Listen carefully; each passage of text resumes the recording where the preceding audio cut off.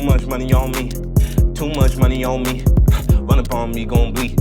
Run up on me, gon' bleed. Yeah. Look, I get it. The idea of using loops and AI in your music production, it may feel like taking a shortcut or a lack of creativity. But here's the thing, your perspective shapes your experience. If you're convinced that it's cheating, you might miss out on opportunities that other producers with a different mindset are embracing.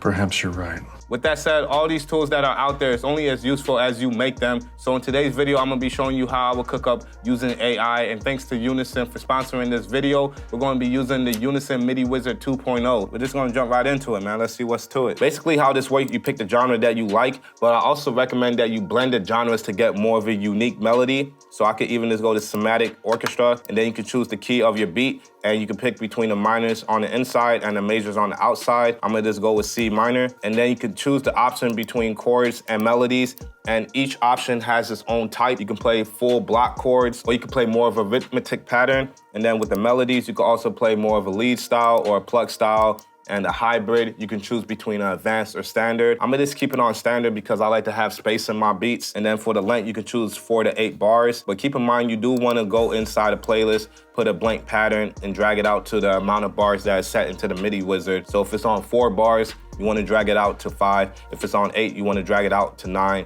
and keep it on song mode so that it loops. And then you can just click this button to generate the MIDI. Kind of too happy for me. Let's keep going.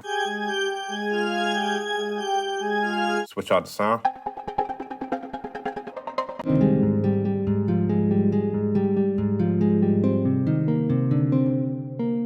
Yeah, I don't like that B flat, so we're gonna just put those to G. So I like the sound and I like the MIDI, so I could just drag and drop the audio out. They do have 2 instances of it. At first, I thought it was like one for the stereo image of it, like something being on the left side versus the right, but it does sound the same to me, so I just go ahead and delete it. And then now what I do is just go to group 1, and then I clone it.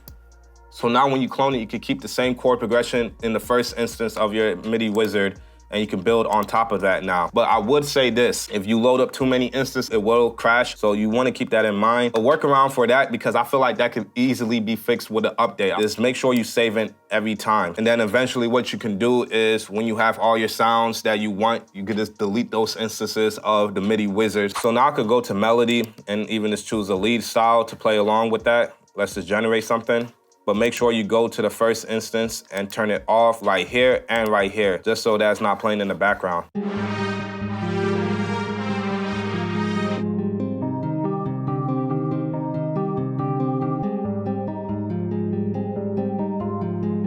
What I'm gonna do with this one is actually drag this out. I like the beginning part. I could just chop this in half, probably do something like this.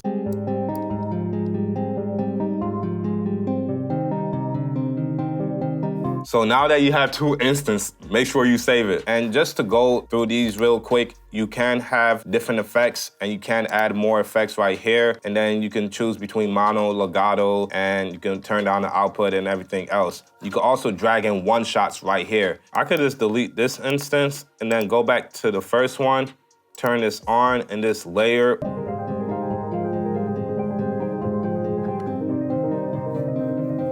That's actually fire, so let's just add some drums real quick.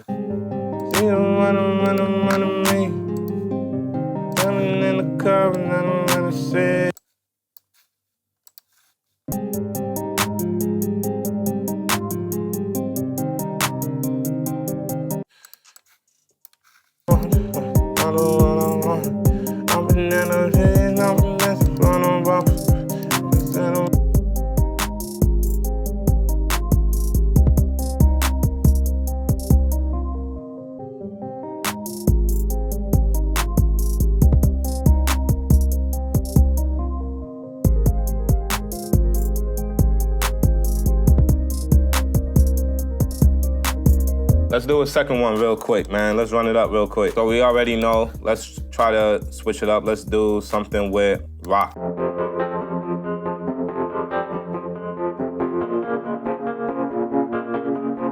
That's kind of hard. Let's switch out the sound. That's hard, but I feel like it's too much to the left. Let's see how it sounds in mono.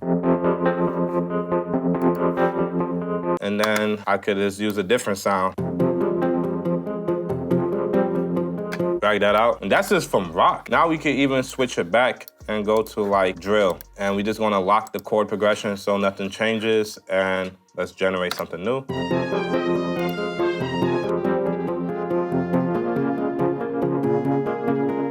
That's hard. I just wanna switch out the sound. So let's just do our 808s first. So I always like to just drag out the pattern so that I can make my beats going into it. So that way I know that it's gonna knock. That way I know that my sound selection is on point.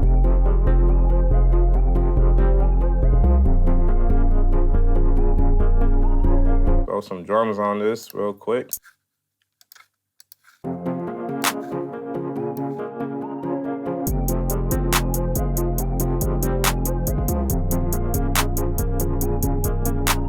Put that hi-hat roll, man. You gotta go crazy. No money on me. I mean on that link. Getting that link. No money on me.